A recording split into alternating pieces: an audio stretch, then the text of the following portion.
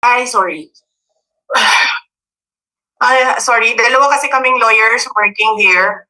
Ako yung nasa loob na lawyer, nasa loob ng room. And then there's another lawyer outside of the room. So dalawa kami na nagtatrabaho. So yes. Um, so alam namin na walang trabaho ang House of Representatives pag Friday. And then suddenly, kanina, yun na nga, sinabi niya kung anong nangyari dito na side. Tinawagan niya ako, sabi niya, you need to come because I need a lawyer. So pagdating ko dito, I told them I'm the lawyer. Pumasok ako, and then I read the order. And then while I was reading the first order, another order came in. And then, nakita ko doon sa order nila na parang by unanimous vote, parang ganyan. And then sa akin naman, parang, paano kayo nag-meeting? Wala nga kayong trabaho pag Friday. Sobrang kahayahay ninyo ng mga tao. Kaming lahat, sa Office of the Vice President, Monday to Friday ang mga trabaho namin. Sa ibang opisina, Monday to Friday. I'm not saying na bawal yan. But, alam mo yon, that is something that civil service should think about. May mga opisina ng gobyerno, 4 na araw lang pumapasok. Yung iba, 5 araw pumapasok. Nandyan sa daan, sa init, sa ulan, nandun sa bundok, naglalakad, tumatawid ng mga sapa, Monday to Friday, mga government employees. And then we have a House of Representatives, Monday to Thursday lang ang trabaho.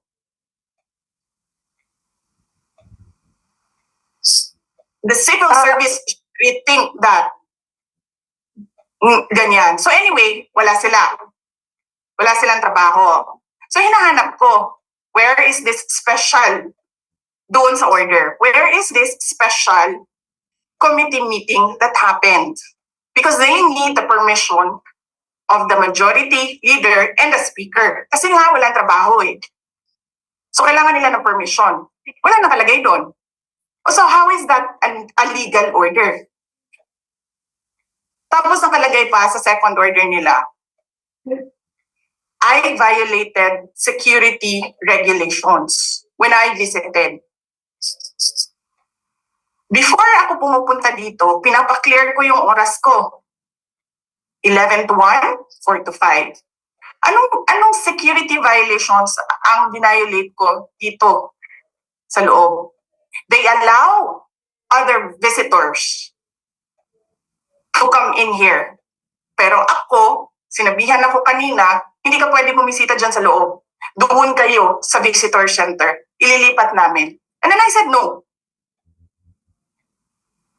Sabi ko, sinabi ni Secretary Chua, through that lawyer, I think Attorney Agnes, I don't know if I remember the name correctly right now, na yes, she can visit subject to the guidelines of the detention center. And so anong ginawa ko mali?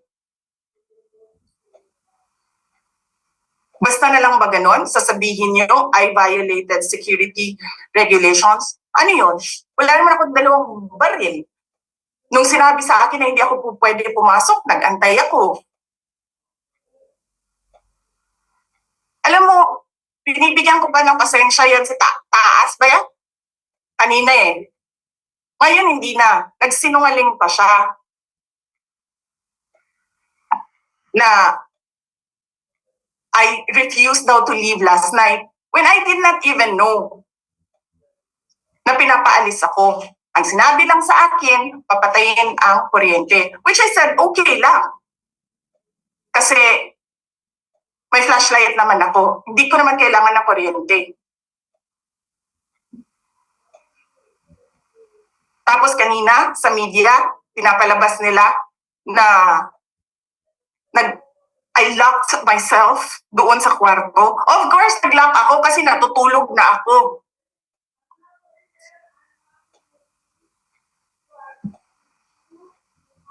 Tapos, what? Bawal ako magstay sa opisina ni Congressman Pulong Duterte. Bakit? Is not that government property? I was allowed by the lawful occupant and possessor of that office to stay there, to assist a detainee who is inconsolable right now, na hindi mo na alam kung yung sakit niya sa likod is a heart attack o ano, kasi hindi nila pinapapasok yung doktor. Diba? So yes, hinahanap ko kanina, sabi ko, where is this permission from the speaker na meron kayong committee hearing kanina in the dead of the night to give an order na i-commit doon sa correctional facility. And where is the rule that says kapag may violation sa detention facility ay ililipat sa correctional facility? Ano yun? You make rules as you go along? Ano yun? Di ba dapat sa demokrasya, there's a rule of law? And then they make rules as they go along? Kung ano lang, whatever pleases the speaker, get her out of the House of Representatives kasi hindi siya dapat nandiyan. Bakit? Pag may-ari niyo ba itong compound na ito? And then sasabihin pa nila sa akin na there is a threat to my life inside the batasang pambansa? Why is there a threat to my life? This is the most secured facility because nandito lahat ng mga spoiled brat sa ating bansa. Tapos, sasabihin pa nila, well, pabigat ka sa amin kasi kailangan namin dagdagan ang security mo. Bakit? Trabaho ba nila magbantay sa akin? Eh, di ba trabaho ng DPSPG yun? Na may I just say? Binabawasan nila ng binabawasan araw-araw? Na as if this office is not the second highest office in this country, and only because umalis ako sa administration? Kailan ba nagsimula yung atake nila? Alalahanin nyo. Di ba? After ako nag-resign sa DepEd? Kailan ba nagsimula yung pambabastos nila? Last year. After that meeting with the Makabayan Bloc and Martin Romualdez. They started destroying my name, pummeling me in the media with a multi-million PR campaign. Pinastos pa nila ako ng mga pagsisinungaling nila na kesyo taksil, kesyo korap, abusado. Nyo.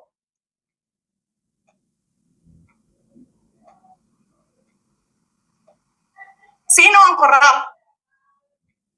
Yung mga congressman na yan na nag-hearing, anong sinasabi nila? Pagkatapos, pag na-off na ang mic, pag wala na ang media, pasensya na kayo ha. Kailangan kasi namin ng pera. Mag-eleksyon na kasi. Pakisabi kay Sara ha.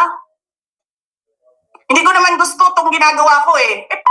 Hindi mo pala gusto ginagawa mo eh. Bakit mo sinisira pangalan ko? Joel Chua.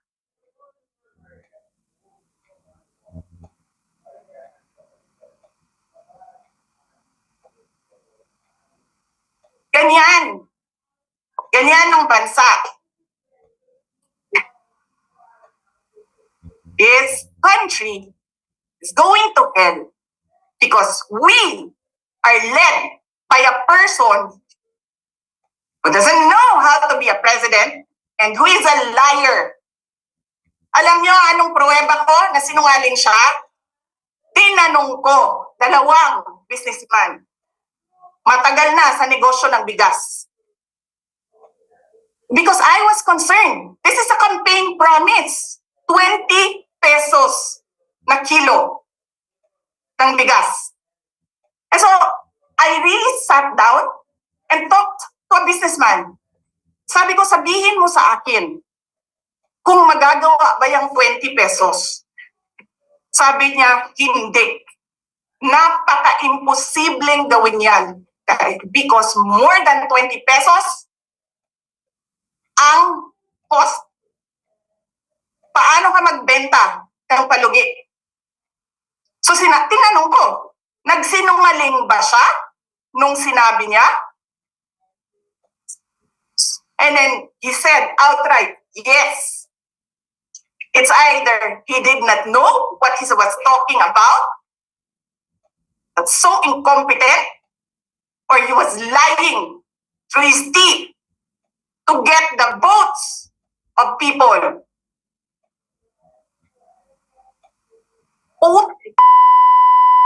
Ninyong lahat. Martin Romualdez, Lisa Marcos, Bongbong Marcos.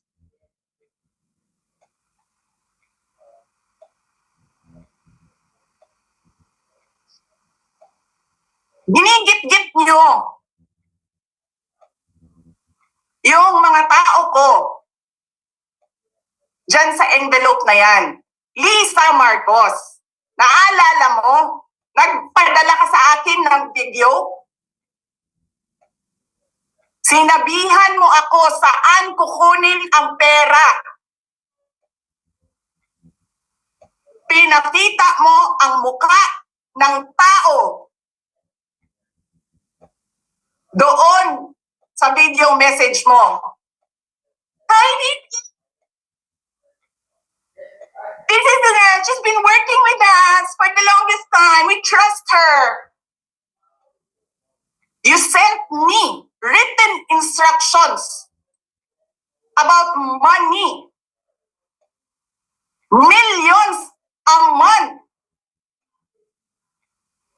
Anong nakalagay doon sa envelope? DepEd. Anong ginawa ko? Binigay ko sa DepEd.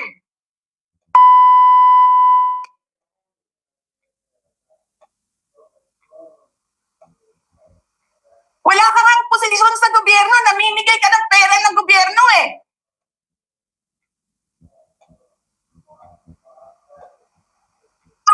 Sisirain mo yung tangal na kasal ko sa office of the Vice President. Sasabihin nyo sa mga tao, nakaw yan, confidential funds yan. Niwala nga kayo isang proof na confidential funds yan. Naniwala lang kayo sa isang babae na ang pangalan ay Gloria Mercado na nagsabi confidential funds yan, na hindi nyo nga nilabas na wala pang confidential funds, meron ng white envelope. Kasi 2022 pa lang,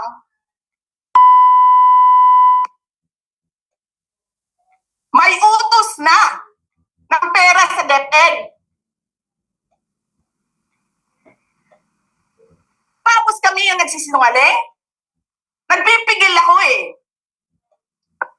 Kasi gusto ko lang magtrabaho. Gusto ko lang tapusin nyo na yung ng show ninyo dyan sa House of Representatives para makabalik na kami sa trabaho namin.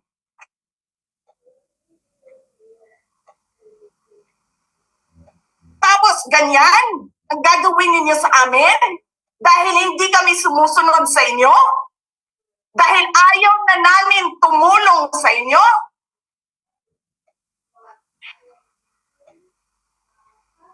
Ganito gagawin ninyo?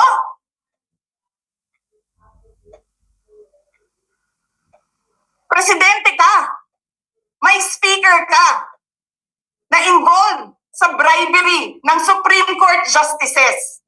May video, may kaso, may witnesses. Hindi mo tinanggal yung speaker mo. Pinabayaan mo siya abusuhin ang pera ng bayan. paikot-ikot sa buong bansa, namimigay ng pera na para bang kanya yung pera.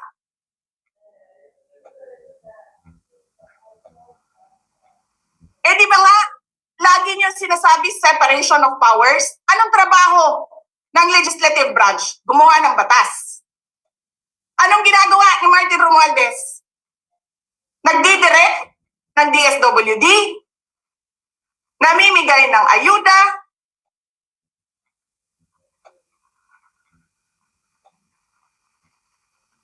nagsasabi kung anong bibigay, anong ibibigay, anong gagawin, sino ba ang presidente dito?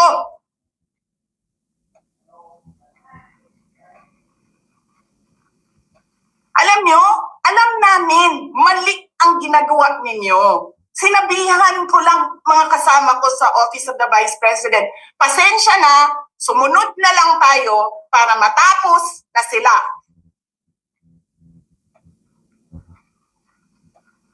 Tapos ganito ang gagawin ninyo? Alam namin, walang contemptuous doon sa ginawa ni Yusek Lopez. Wala. Lahat ng tanong, sinagot niya, pumunta siya, maayos siya kumausap, and then sasabihin ninyo sa amin, bakit kami susulat sa COA? Bakit hindi kami susulat sa COA? Hindi tapos ang appeal namin. Hindi tapos ang audit namin. Tapos, buhag-hag na ninyo tanan ang isubmit namo sa COA?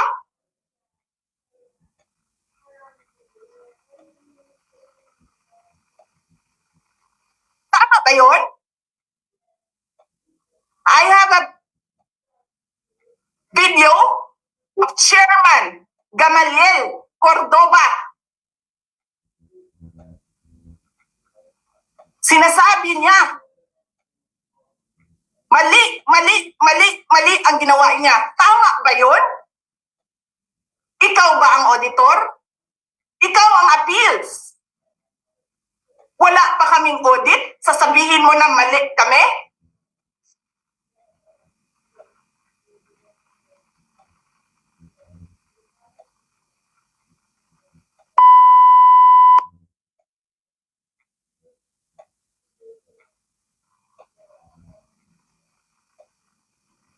Hindi pa kayo nakakita ng kalaban na tulad ko. Nagpigil ako na nagpigil. Kasi masama sa bayan. Hindi maganda ang political instability.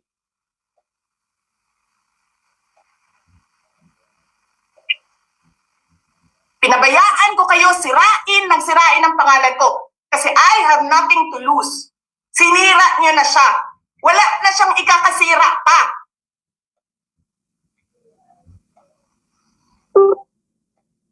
Tapos ganito ang gagawin niyo.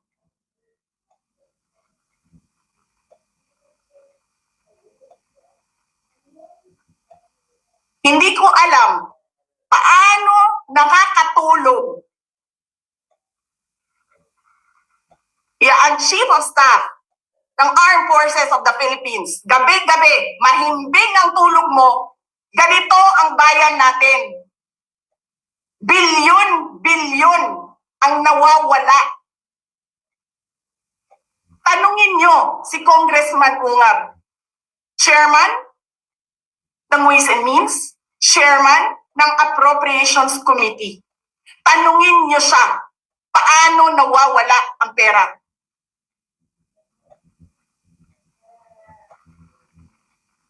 Paano nyo ginodel ang pera ng Department of Education? Martin Romualdez. In-attach nyo ang projects na hindi man lang dumaan sa paaralan, sa SDS, sa region, even sa central office. Basta na lang listahan ng mga congressman. 19 billion. Tapos, nung 1 billion na lang ang naiwan sa DepEd, anong ginawa nyo? Kinuha nyo ang 5 billion sa repairs, nilipat nyo para mukhang lumaki ang pera.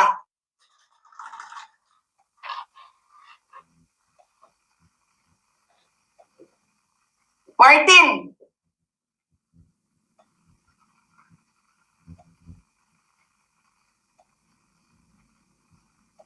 nangangampanya tayo. Nakasakay tayo sa eroplano. Magkatabi tayo. Nagre-reklamo ka, walang pera. Kasi, ano sabi mo? Gium-um ni Lisa Marcos o ni BBM ang kwarta. Walang pera sa kampanya kasi hindi nagbibigay si BBM at si Lisa. Ginigipit nila. Kinukuha nila lahat ang pera. Reklamo ka ng reklamo sa akin. Ano sinabi ko sa'yo? Huwag ka mag-alala. Lahat ng gusto tumulong sa akin, ipapadala ko sa iyo. Kunin mo lahat. Nagreklamo ka kay Medi Poblador kasi tumatanggap ng pera. Ano sabi ko sa'yo? Kausapin mo si Medi, kunin mo lahat ng pera. Lahat ng makuha mo na gustong tumulong sa akin, kunin mo. Gastusin mo. Ano sabi ko sa'yo? Pasensya ka na. Wala ka ng pera. Ano sabi mo sa akin? Sabi mo sa akin, okay lang. Pag nanalo kayo, babawiin ko lahat yan.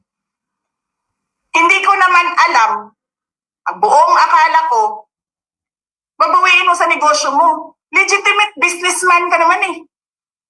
Mina, pagsira sa kalikasan, legitimate na pagsira sa kalikasan, negosyo mo. Media, negosyo mo. Ano pa bang mga negosyo ni Martin Romualdez? Sulat niyan lahat. Akala ko magninegosyo ka lang. Kasi businessman ka naman. Hindi ko naman alam, binubulsa mo.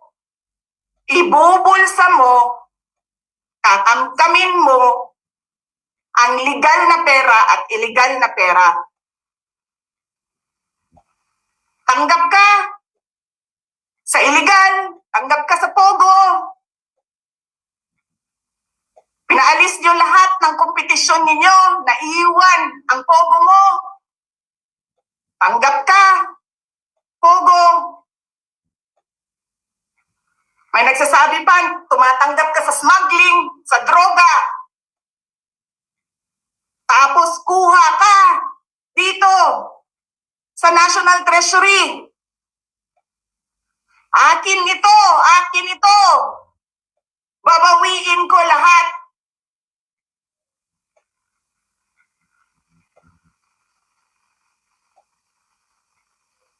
Masakit sa akin, Martin, hindi yung pagsira ng pangalan ko eh.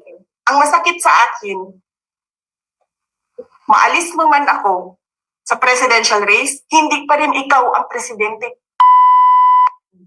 Walang buboto sa'yo. Please lang. Wala.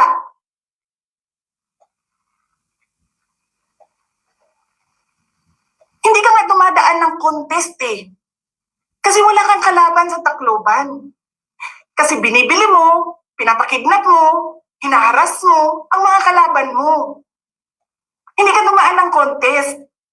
Ang alam mo lang, kasi mayaman ka, bibilhin ko lahat ng tao ng pera. Eh, pobre man mong tanan, kwarta na may inyo. There is nothing in you except money. Yan lang. Martin, harapin mo yung katotohanan. Walang boboto sa'yo. Senador man, Vice President man, President man, walang boboto sa'yo. Hindi ko nga alam kung mananalo ka pa ngayon sa Tacloban eh. Palamang hindi na. Sinong gusto sa lahat sa buong Pilipinas ang ibalik ka sa Kongreso? E di lahat ng tao pupunta yan doon sa Tacloban, mangangampanya yan sa kalaban mo. Kasi magnanakaw ka. Hindi ka dumadaan sa audit.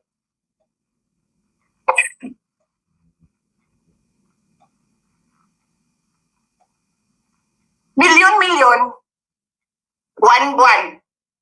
Certification lang ng congressman. 1 million, 2 million, pirma lang. Alam nyo, bakit alam ko? Kasi may MA din ako.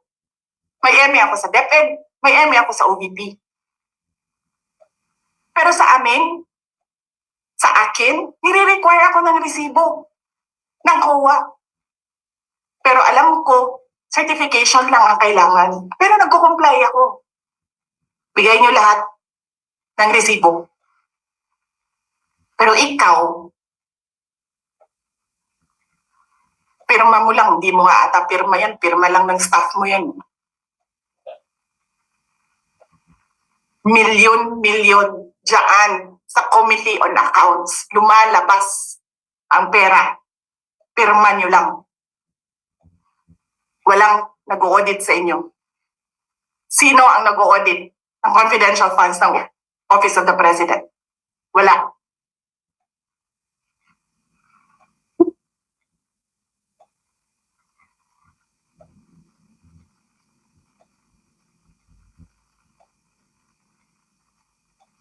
Yan ang Pilipinas. Yan ang bagong Pilipinas.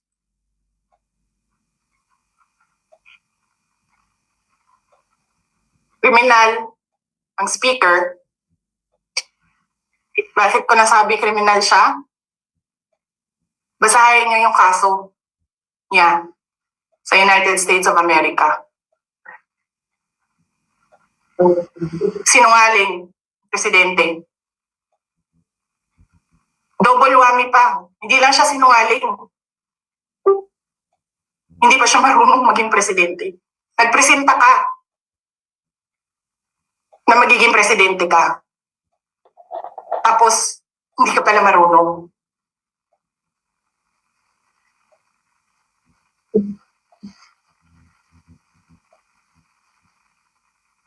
Sarap-sarap ng kain ninyo, buffet, dyan, dito, sa House of Representatives.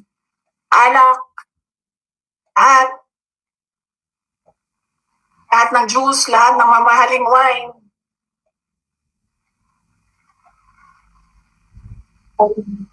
Pero yung taong bayan,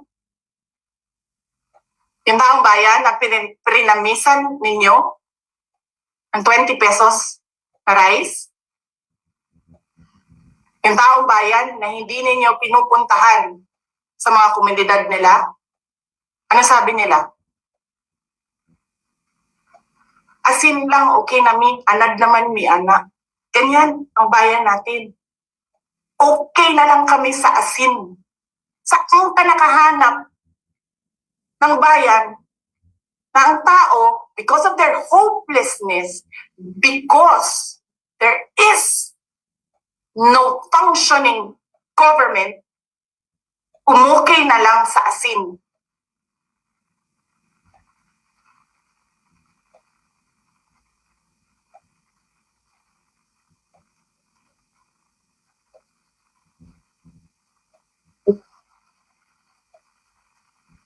Buti na nga lang, abogado si Atty. Lopez eh. Kasi alam niya kung ano sasabihin niya doon sa mga pumasok sa kwarto niya. Na-take note, nagnakaw pa ng cellphone. Saan ka nakahanap? Papasok ka, nanakawin mo yung cellphone, dadalhin mo pa yung tao.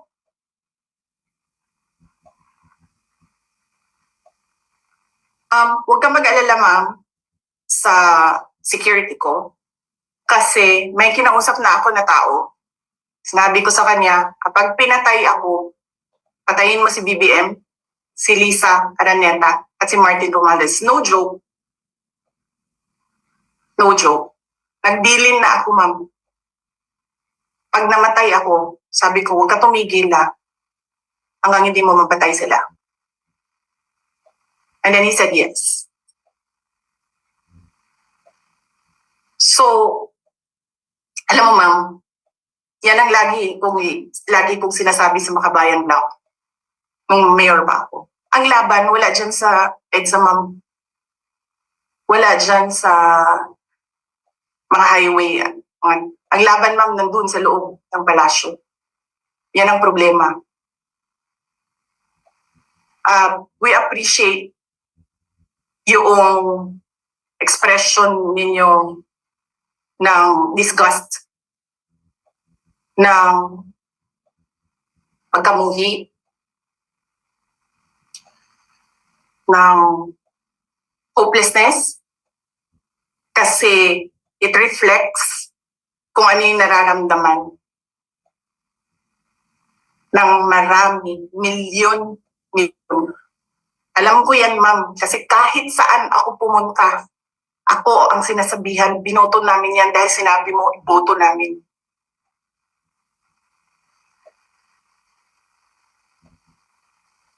So, yes, ma'am. Maraming salamat sa ginagawa ninyo. Dahil sa ginagawa ninyo, I'm sure nakikita yan ang taong bayan, and na-appreciate nila yan. Marami sa ating mga kababayan ang gusto sumali sa inyo. Pero sa sobrang hirap ng buhay ngayon, hindi nila maiwanan yung mga trabaho nila at hanap buhay nila para pumunta sa daan. Bakit sila naghihirap? Bakit? Dahil sa gobyerno.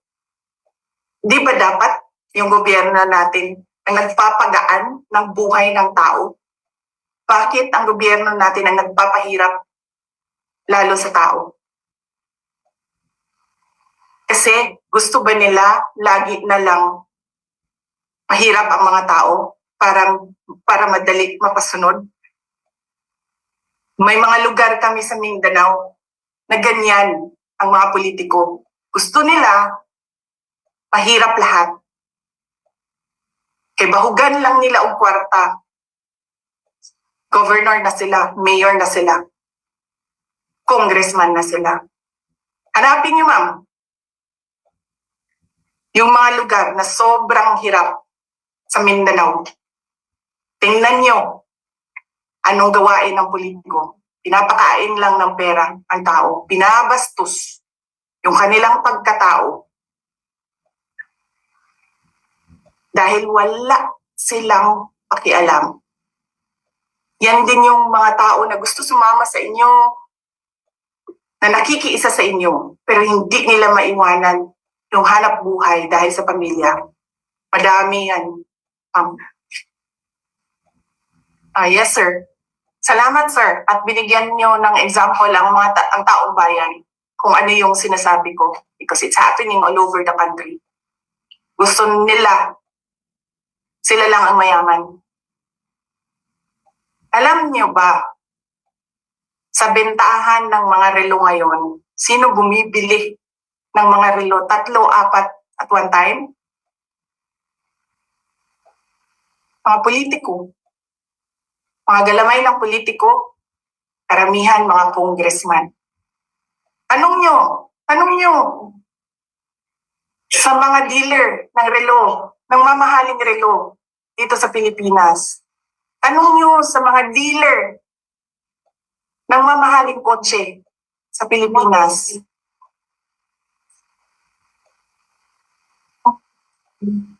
Ang mga congressman.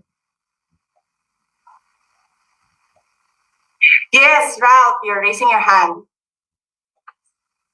Hello po, VP. Good evening po. I would like to take this opportunity po to ask po kasi recently po may parang statement si former President Rodrigo Duterte advising you po na kung pwede po is mag-retire ka na po sa politics. Wag ka na po daw umambisyon ng higher position sa maybe 6 years from now, yung presidential elections. Can I get your reaction po regarding this matter? Yes, oo, darating tayo dyan. Darating tayo dyan, sigurado ako na hindi ako sasali sa politika. Okay po. Thank you po. Hindi lang natin alam kung kailan kasi hindi natin alam ang mga plano ng Diyos. I mean, man can only plan, but God's purpose that will prevail. Yan yung commitment ko, Lopez. Yan yung commitment ko sa lahat ng OVP person. Napupuluhan na ako. Kasi nakikilang. Na sasamahan ko sila. Kung ano yung gusto nila, yun yung gagawin namin. So, sasamahan ko sila. Yes sir, nandyan sila sa labas. Pero talaga, totoo. Bakit kayo maglilipat ng tao sa loob ng correctional? Convict ba ito? Accused ba ito siya of a case? Of any case? Ano ba yung correctional facility? Di ba dapat sa mga akusado yun? At sa mga convicted? Di ba dapat kay Franz Castro yun? No. That is something to think about, no? Sa mga mambabatas. Yung pwede ka maging congresswoman, pwede ka maglakad dyan, pending your appeal. Which by the way, pag in-overturn yan, regalo yan ni Martin Romualdez kay Franz Castro. Kanina, pumunta sa akin yung Sergeant at Arms doon sa office ni Congressman Pulong Duterte. That was 6 p.m. Sabi niya sa akin, sabihin mo 5 p.m. Sinabihan pa niya ako magsinungaling. That was 6 p.m. Okay? At that time, walang order. So between, sabihin na natin 15 minutes siya doon, 6:15 hanggang 12 midnight, nakapag-gawa siya ng report, nakapag-meeting ang committee. Nasaan yung meeting? Pakita niyo sa akin yung minutes. Pakita niyo sa akin. Sabihin niyo, Zoom? Kahit hindi niyo ma-determine ang quorum sa Zoom? Sige, sabihin natin tama yung Zoom. Nasaan ang picture ng Zoom ninyo? Nasaan ang minutes ng meeting ninyo? Nasaan ang pirma ng committee secretary sa minutes ng meeting ninyo para kayo lalabas ko sa kanya. para kayo mag-issue ng order between 6:15 12 midnight. Yan yung sinasabi ni Atty. Lopez. Walang batas ang Pilipinas ngayon. Wala na. Bastusan siya.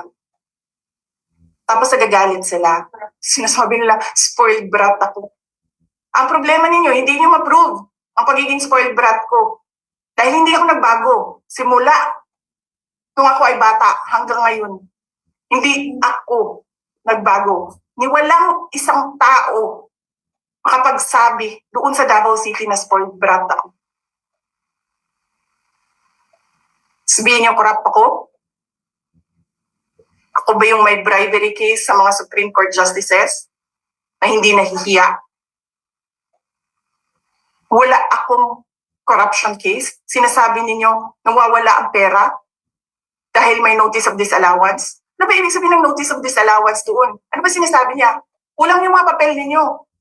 Kasalanan ko ba yan? Galing sa field ang papel. Hindi naman ako ang gumagawa ng papel So, ibig sabihin, kasalanan ko kapag yung nag-uusap doon sa kalayo-layong barangay sa Samar, gumagawa sila ng papel na mali, sinasabi ng COA, tapos ako yung nagnakaw ng pera? Yung ina ninyo? Alam mo, ma'am, nagmumura talaga ako na tao. Kaso hindi lang ako nagmumura talaga in public. Dahil ang mga bata nakikinig sa akin. Napapansin ko yan. When I talk, children listen. That is the reason why I don't cuss in public. But it doesn't mean hindi ako marunong at hindi ako nagmumura. I am doing it for the sake of the country kasi nakikinig yung mga bata sa akin. Hindi sila nakikinig kay Martin Romualdez. Lahat yung hindi sila nakikinig kay BBM. Just hindi ko Jancy, you alam. have a question? Hindi ko alam bakit tayo umabot sa ganito.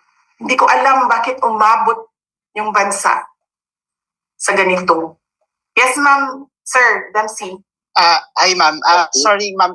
Yung nangyari ba ngayon, parang may nagkaroon ba ng standoff kanina? I mean, would you say if it was a standoff na kasi apparently parang based din sa kwento ni Attorney Lopez kanina, parang ganun yung nangyari. Parang nasa labas daw sila and then parang I'm assuming adrenaline na ni Attorney Lopez na natulak niya yung pangharang dun sa pinto para hindi makapasok. So may ganun po bang nangyari, ma'am? I mean, can you just, from your perspective, what happened? What's happening now? May standoff po bang nangyayari? Nag-stand kami, sir. Nandiyan sila sa labas. Nandito kami sa loob. May Okay lawyer po. kami. Ang game plan namin is may lawyer sa labas and then may Apa. lawyer sa loob. And there's a Okay. standoff. And then, yes, we expect that they'll break down the door anytime. Okay po. Sige ma'am. Siguro last on my end, ma'am. Maybe know how are you able to wait lang, JC, last question lang. Ma'am, maybe just know, I mean, for everyone's information lang, how were you able to gain access sa loob ng detention facility at this hour din? Naglakad ako. She called me. Buti na lang hindi pa ako tulog. Tinawagan niya ako. And then she was crying and crying and crying. Hindi ko siya maintindihan. Umiiyak lang siya nang umiiyak. Hindi ko maintindihan. The mere fact na umiiyak siya nang umiiyak, I knew something was wrong. So, bumaba ako. Pumunta ako. Naglakad ako. Nakita ko lahat ng mga pulis. Nakita ko yung person with the big camera. Person with the small camera. And then sabi ko, where is she? Nobody answered. So, dumiretso ako dito sa kwarto. And then, kumatok ako. Sabi ko, si Sarah to, papasukin niya ako. And then she said na, I want you to be my lawyer now. And then I said, okay, sige. Okay ma'am, thank you. Ma'am, may I interrupt? I was just informed by some members of the media station here at this TV station. Papasok daw dyan ngayon si tatlong sasakyan carrying si PNP Marfil.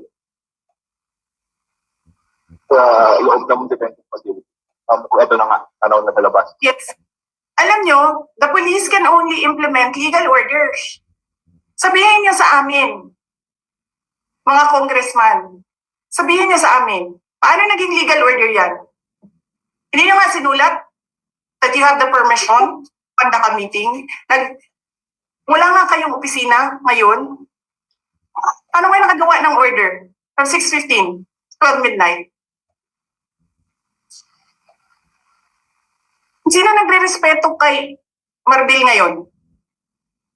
Eh, mismo mga pulis niya, hindi siya nire-respeto. Dahil sinungaling siyang tao. Yes, Ma'am Lorraine, you're raising your hand. Ma'am, Vice President, good evening.